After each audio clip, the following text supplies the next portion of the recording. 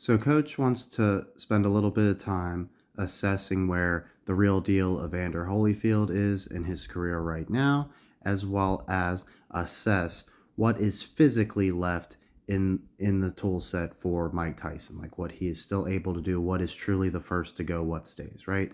So, first off, Coach really likes the idea of before Holyfield helping Tyson, they fight again, okay? And it's like a classic fight, right? You know what I mean? Earns, like they already respect each other, but earns their respects, they become buddies, all that sort of stuff, right? He even thinks it would be funny if somehow, like someone like Tyson Fury or Usyk or something like that does an exhibition match with Holyfield and ends his life, right? Literally just kills him right there in the ring. Like Coach thinks that would be hilarious and also possible. Okay, so like near the end of Tyson's run, right? Like if they're really just trying to go all out, that's what makes sense to Coach now, or in a sparring session or something like that, right? So as far as first off with Holyfield, so he has not fought since May 11th, right? It's been 13 years, and he was 48 years old, so he's a little bit older than Tyson, right? He's already hit 60, but his last few fights he did not lose. He won two of them. They were stoppages in the late rounds. So that shows Coach that Holyfield, who did always keep phenomenal care of his body. He was always amazing with conditioning, training, all that sort of stuff. You can't knock Holyfield. He did stuff the right way, right? And it didn't even seem like a steroid guy, right? It just seemed like one of those guys, like a Herschel Walker type. You know what I mean? So, Evander, he should still be in physically good enough shape to go the distance. He still showed he had the skill set not too long ago. As far as like making fun of the guys he faced, like Francois Botha, that sounds like a Star Wars character. Sherman Williams sells paint, and Brian Nielsen, that's Flava Flav's kid, right? So that's what you got there. Now, as far as, like I said, so he's like 60 years old, something like that. He does have 44 wins. We like that. Now, as far as what Tyson still has in the back. So look at this. Later surpassed by Terrence Crawford. Isn't that weird? That's like my boy that I caught on to when I was like barely even watching boxing. Like I just knew that was gonna be the dude, right? And watched all his fights. So it's weird how much he keeps pulling up, coming up. And then we got our guy right here too, right? Look at all these guys, right? Usyk. Like why are these guys right here in Holyfield's company, right? When we got Tyson knocking them out, right? So as far as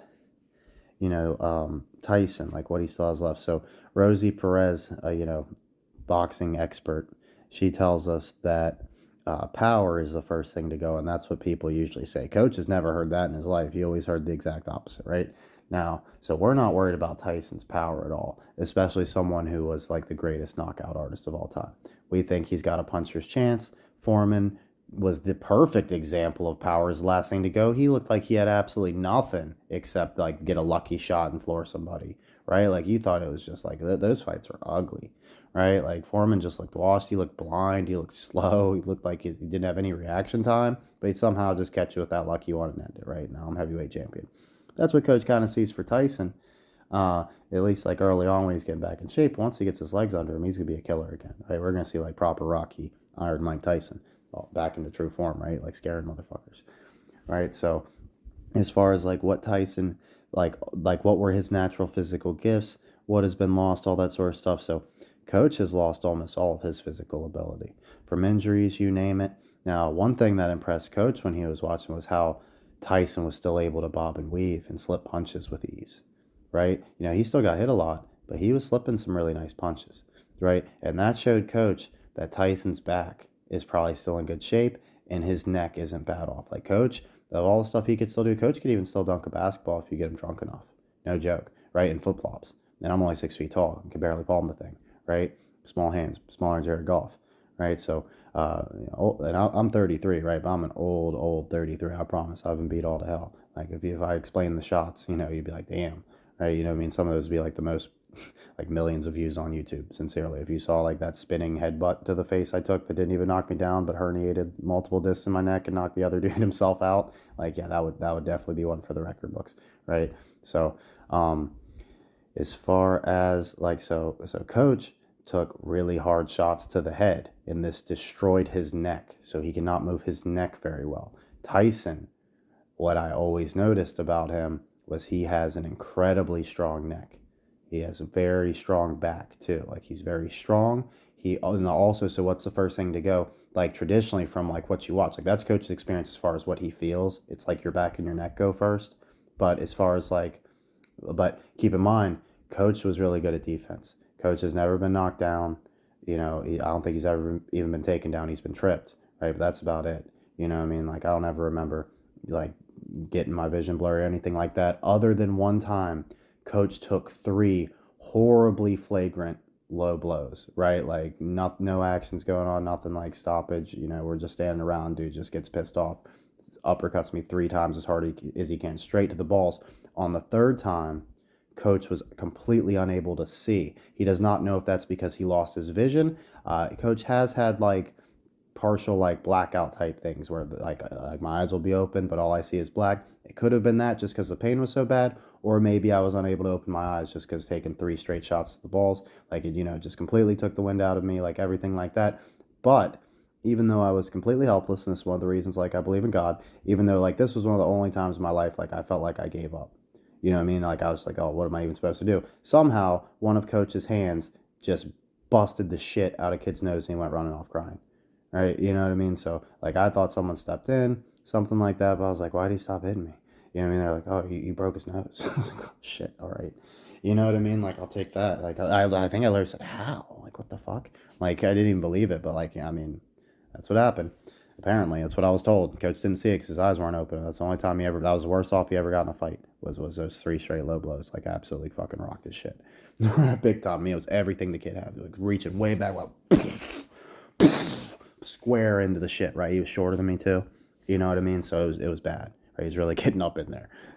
So, you get what I'm saying, right? So, coach, he believes like you take it on the chin, you keep moving, all that sort of stuff. But coach never really took like a horribly bad shot apart from like the headbutt, all that sort of stuff. But that was always still like square in the face. Coach never took it like up under the chin, right? He's good at tucking his chin. So he's always noticed about Tyson. Tyson's obviously way better at than coach. He naturally like leans forward. He's shorter. He does the peekaboo. So he's constantly like when he does his bouncy thing, like coach kind of bounces like high. Tyson bounces real low, real low, real low. Like he's just ready to come up and just pop Jack in the box. Right? You know what I mean? He's got the head forward. He keeps those gloves high. He protects himself real well. So even if you do hit Tyson with an uppercut or something like that, it's probably more on like the front of the jaw, right? Or front of the chin, where it would be like maybe you get like a jaw dislocation or displacement or something like that, like Platinum Perry style, but you're probably not getting put to sleep. So coach doesn't think Tyson's taking a whole ton like straight on the button, because that's what coach thinks is the first thing to go. Your button gets bigger and you don't have to press it as hard. We see, especially with heavyweights, they take the hardest shots, right? So that's what you see a lot of. Guy takes one really bad shot, puts him to sleep. Now he's able to be put to sleep really easily with shots that you saw him. He would be able to eat one after the other before. He catches one now. He goes to sleep. Now, coach likes that Tyson's chin was tested in the last matchup, right? He was able to still take some punishment. He was still able to physically stand on his feet for 8 rounds, although we're going to need him to go way longer than that. We might even need like a 15 rounder with 3 minutes each. Who knows what they're pulling off if it's Rocky, right? Like we're going to definitely need him to step up even from there.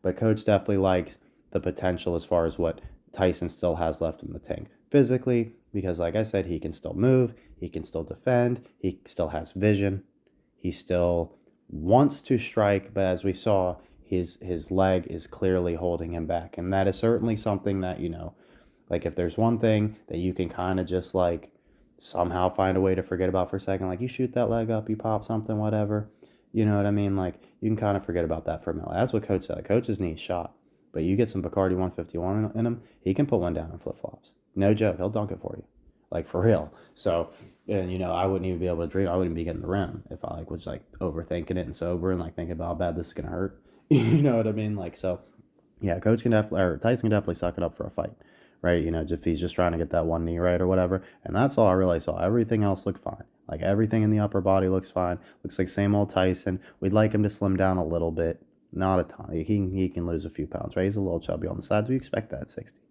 You know what I mean? So we're not too worried about that. But that's pretty much all coach has to say. Just like where everything is at in regards, like whatever they're pulling off, it's going to be a doozy. I have no doubt about that. I do not think that they're about to like just burn this. If they were going to burn it or something like that, why wouldn't they have just had Tyson get ended last night, right? Like that's the tell we haven't seen the last of Tyson is he didn't get finished, right? Like nobody expected him to be able to do that. He did what nobody expected him to do. Now he's gonna start. Now the bar's raised, right? Now he's got to start winning. So appreciate y'all. Thanks for tuning in. Let me know your thoughts in the comments.